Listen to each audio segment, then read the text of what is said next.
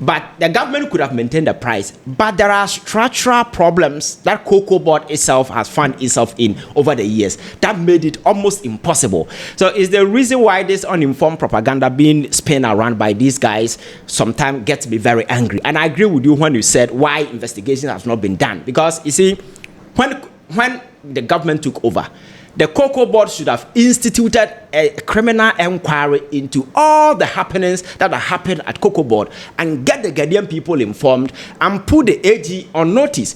I think that is understandable for opposition. You always look at it, feed on the negative side, because don't forget that this is a position that this is a party that was booted out of power, and after exiting power, they've been caged for almost 1 year.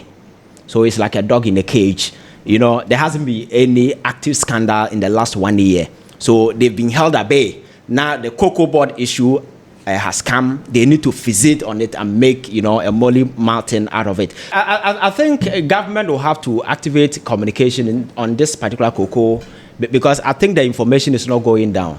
So those misinforming have rather taken the lead. They are in the villages inciting farmers, and by now, I was expecting that cocoa board should have been there already, explaining these things in a language that people will understand. When the NPP lost power, 2024, what they did is that when the government was about exiting at the early stages of 2025, few days to exit power, cocoa board awarded contract to somebody to supply juice sack.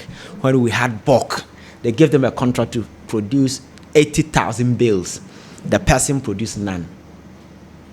None, zero. 80,000 bales, none.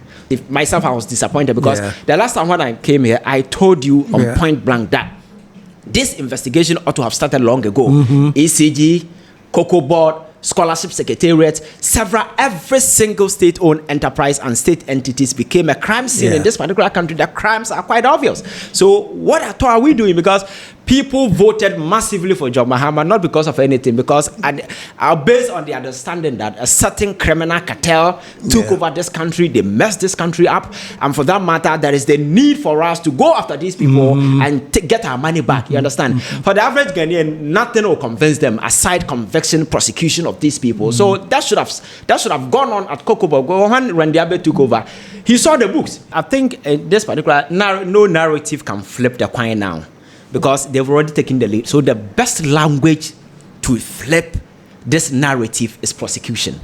That is the only way.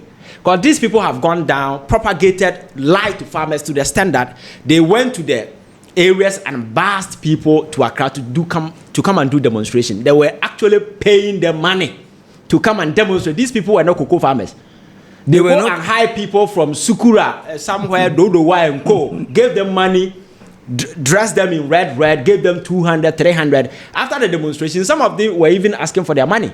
These jokers are out there lying, infuriating farmers and telling them that the government that is rather paying 70% and haven't even extended to 90% is being accused of not loving farmers, but rather they who instituted all the mess that we find ourselves into. We need government. The only language Ghanaians will understand now is to be very radical. I've told you, I don't believe in let's give to God kind of nonsense. God is not interested in our politics. We are managing our own affairs. Every criminal must suffer the brunt, the anger of the state. That is why I've always been advocating. Anytime I come here, I tell you that we need to establish the conventional red lines. Last week, the former president of South Korea has been jailed live, has been handed a life sentence for inciting the military to block access to parliament and other places. Just that. They said he attempted to, introduce what you call the martial law. And for that matter, he's going to jail forever. Former president, immediate past former president. How much more these petty criminals who are not even intelligent?